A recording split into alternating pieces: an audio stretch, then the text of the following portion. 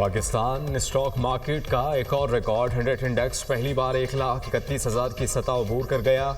800 से ज़ायद पॉइंट्स का इजाफा। 100 इंडेक्स 1,31,197 की बुलंद तरीन सतह को छू गया।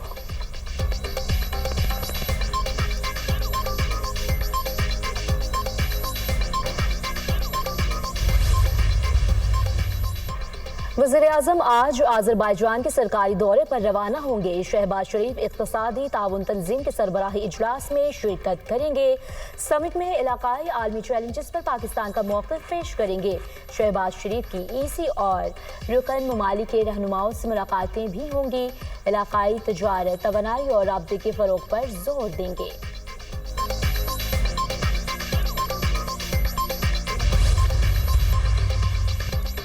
कराची के मुख्तलिफ इलाकों में बादल बरस पड़े। मौसम खुशगवार। इस्लामाबाद, बालई पंजाब, खैबर पख्तूनख्वा और कश्मीर के बाज़ मकामात पर मूसलाधार बारिश का इम्कान।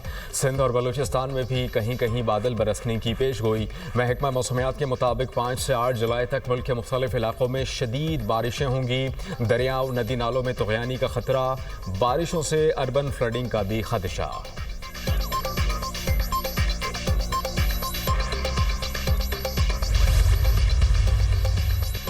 सानहा सवात की तहकीकात और दरियाओं को महफूज बनाने के लिए दरखास्तों पर समाअत। एडवोकेट जनरल खैबर पख्तूनख्वा, मुतादिद अजला के कमिश्नर्स और दीगर अफसरान पेशावर हाई कोर्ट पेश। क्या सानहा सवात की तहकीकाती रिपोर्ट मुकम्मल हो गई? ये तहकीकात कौन देख रहा है? नामजद चीफ जस्टिस का इस्तफसार। तहकीकात चेयरमैन प्रोविंशियल इंस्पेक्शन टीम कर रही है। एडवोकेट जनरल का जवाब। नामजद चीफ जस्टिस ने कहा वो कहाँ हैं, इन्हें बुलाएं, फिर केस को सुनते हैं। अदालत ने समाअत में वक्फा कर दिया।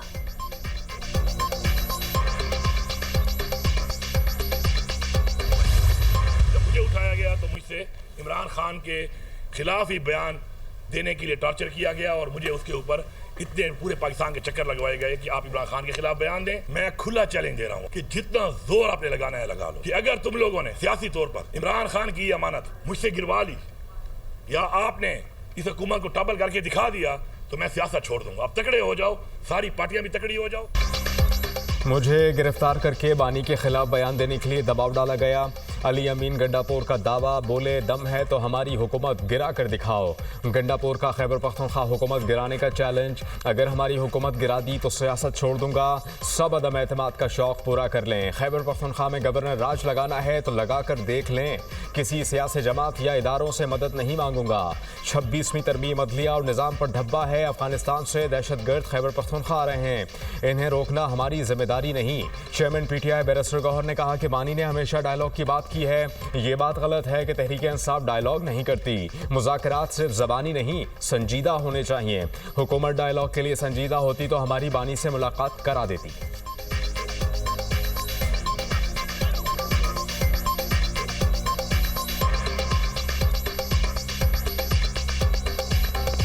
KPK की हुकूमत की हर हाल में हिफाजत करेंगे।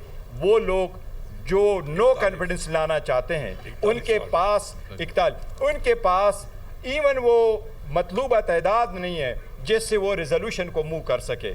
जिसका शौक है वो पूरा करे। पाकिस्तान तहरीक इंसाफ ने कभी किसी पॉलिटिकल पार्टी को ये रिक्वेस्ट नहीं की कि पाकिस्तान तहरीक इंसाफ की हुकूमत के खिलाफ कॉन्फिडेंस मोशन ना मूव करे।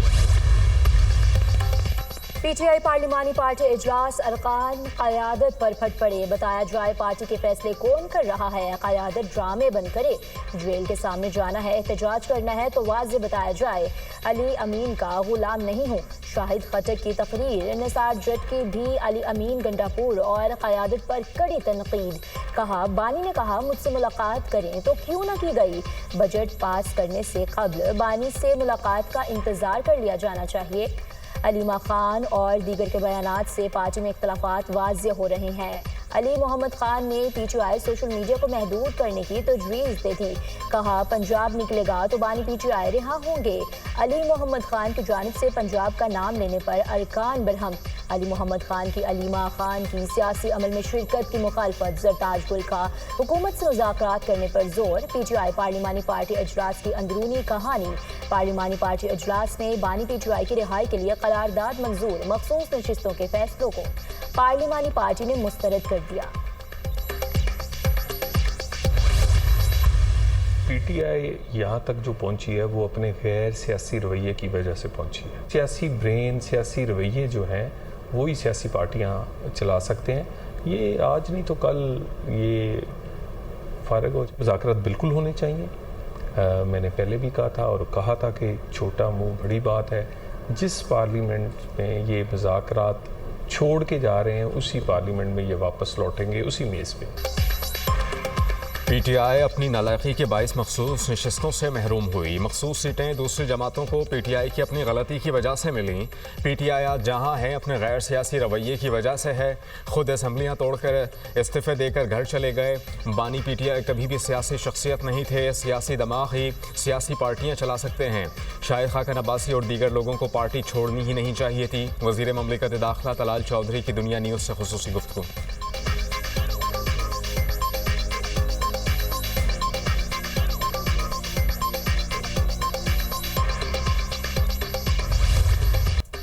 हुकूमती इत्तेहाद को 2/3 अक्सरियत हासिल। कौमी असम्बली ने मखसूस नशिस्तों की बहाली का नोटिफिकेशन जारी कर दिया।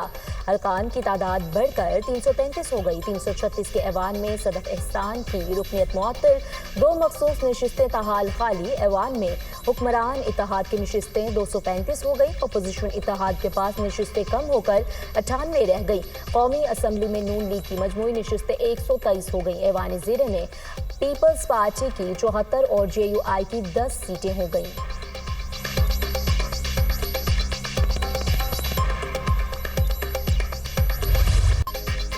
मखसूस जिसों से मुताल्लिक सुप्रीम कोर्ट के फैसले पर अमल दरामद।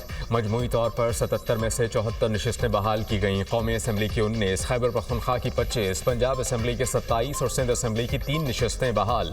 इलेक्शन कमीशन के फैसले के बाद कौमी असम्बली, पंजाब, सिंध और खैबर पख्तूनख्वा असम्बली की मखसूस नशिस्तों पर पीटीआई उम्मीदवारों की वापसी कलअदम हो गई। कौमी असम्बली की 19 नशिस्तों में से नून लीग की 13, PP 4, JUI की 2 नशिस्तें बहाल। पंजाब असम्बली के 27 में से नून लीग की 23, पीपल्स पार्टी की 2 नशिस्तें बहाल हो गईं।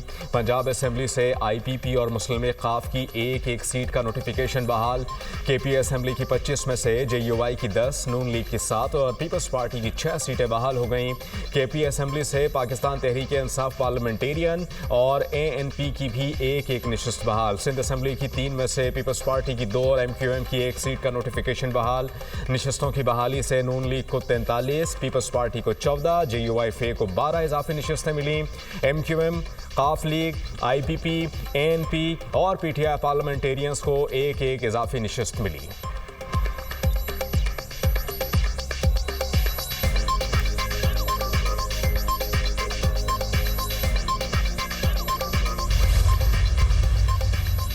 वज़ीर-ए-आज़म से गवर्नर खैबर पख्तूनख्वा फैसल करीम कुंजी की मुलाकात। दरियाए सवात में पेश आने वाले अफसोसनाक वाक़े पर ब्रीफिंग। शहबाज शरीफ का कीमती जान के ज़िया पर अफसोस का इजहार। ऐसे वाक़यात की रोकथाम के लिए मुतल्लिक़ा इदारों की इस्तादाद बढ़ाने की हिदायत।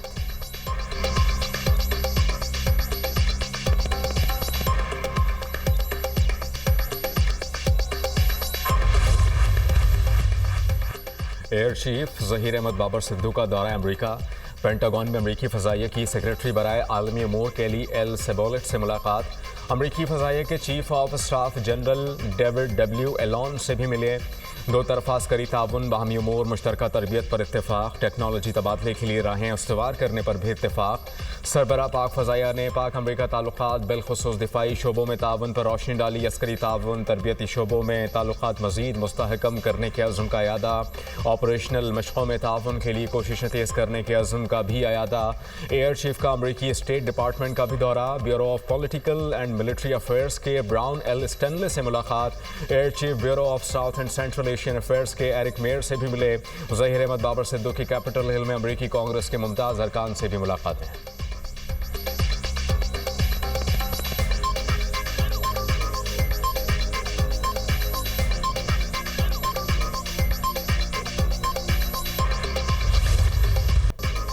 पाक भारत जंग में सीज फायर कैसे हुआ? भारतीय वज़ीर ख़ारजा ने खुद भांडा फोड़ दिया। सीज फायर अमेरिका ने नहीं, पाकिस्तान के जैसे किया। जयशंकर का इतराफ़। अमेरिकी नायब सदर ने 9 मई की रात वज़ीर आज़म नरेंद्र मोदी को फ़ोन किया। JD वेंस ने कहा कुछ बातें तस्लीम ना की तो पाकिस्तान बड़ा हमला करेगा। न सिर्फ भारत को तंबीह की गई बल्कि कुछ मखसूस शराइत भी पेश की। जेडी वेंस ने जोर दिया शराइत को तस्लीम करना खित्ते के अमन के लिए जरूरी है। मोदी और जेडी वेंस की फोन कॉल के दौरान कमरे में मैं मौजूद था। भारतीय वज़ीर ख़ारिजा जयशंकर का अमेरिकी मैगजीन को इंटरव्यू।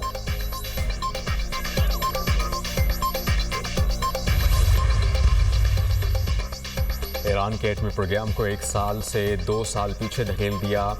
तर्जुमान पेंटागन का दावा, कहा कि अमरीकी हमलों से 3 ईरानी एटमी तंसीबात तबाह हुई। ईरानी जौहरी तंसीबात पर हमलों की पॉलिसी में तब्दीली नहीं आई। वाशिंगटन की ईरान के एटमी असासों को निशाना बनाने की हिकमत अमली बरकरार है।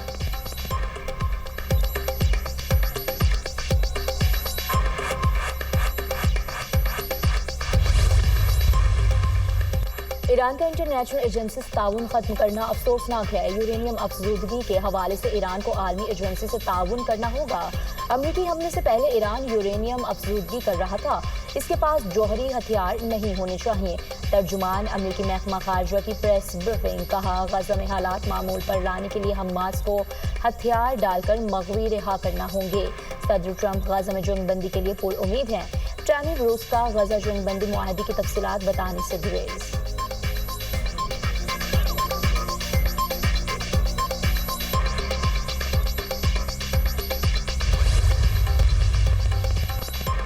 कराची में दामाद की फायरिंग से सुसर 2 साथियों समेत जा बहक। फायरिंग का वाक़या खानदानी रंजिश की बिना पर पेश आया। पुलिस ने 2 मुलजिम गिरफ्तार कर लिए। मकतूल गौसुद्दीन अपने 2 दोस्तों के हमरा बेटी के ससुराल आया तो लड़ाई हो गई। दामाद हमीद और दीगर मुलजिमान ने फायरिंग कर दी। जा बहक होने वालों में गौसुद्दीन, गुलबत खान और अमीन शामिल। SSP वेस्ट का बयान।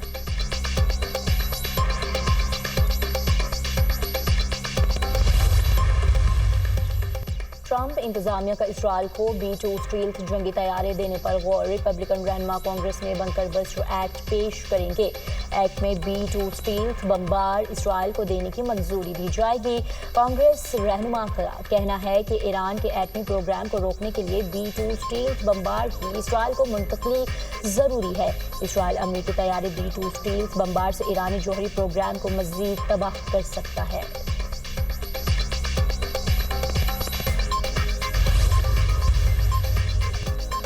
सऊदी वज़ीर ख़ारिजा फैसल बिन फरहान को मार्को रोबियो के दरमियान टेलीफोनिक राबता, हालिया इलाक़ाई और बैनुल-अक़वामी सूरत हाल पर तबादला ख्याल। वज़ीराए ख़ारिजा ने स्ट्रेटेजिक शराकत दारी बढ़ाने के तरीक़ों का भी जायज़ा लिया।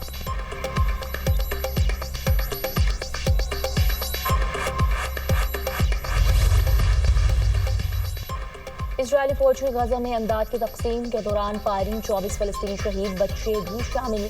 सेहूनी फौज ने इंडोनेशिया अस्पताल के डायरेक्टर मरवान अल सुल्तान को भी शहीद कर दिया। सेहूनी फौज के हमले गुज़श्ता 24 घंटों के दौरान 111 अफराद शहीद। शोहदा की मजमूई तादाद 57,012 हो गई। 1,34,592 फ़लस्तीनी जख्मी हो चुके।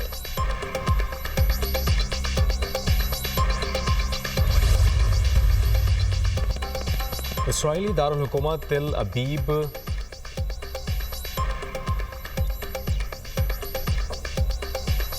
यरगमालियों की रिहाई, मुजाहिरीन का हमास के साथ सीज़ फायर और मुज़ाकरात का मुतालबा।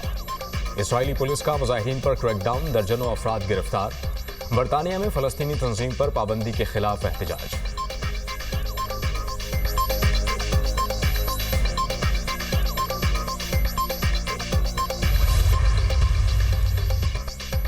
गजा बच्चों के लिए मक़तलगाह बन चुका है। इसराइली हमलों में हज़ारों बच्चों शहीद, माजूर या जख्मी हो चुके। तर्जुमान यूनिसेफ जेम्स एल्डर का कहना है कि गजा पर इसराइली हमला तारीख़ी इंसान में मासूम और फरिश्ता सख्त बच्चों के खिलाफ दुनिया की पहली जंग है। इमदाद रोके जाने से हज़ारों बच्चे दम तोड़ सकते हैं।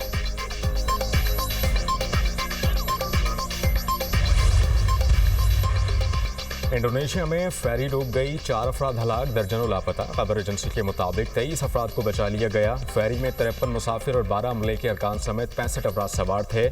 हादसा खराब मौसम के बाइस पेश आया।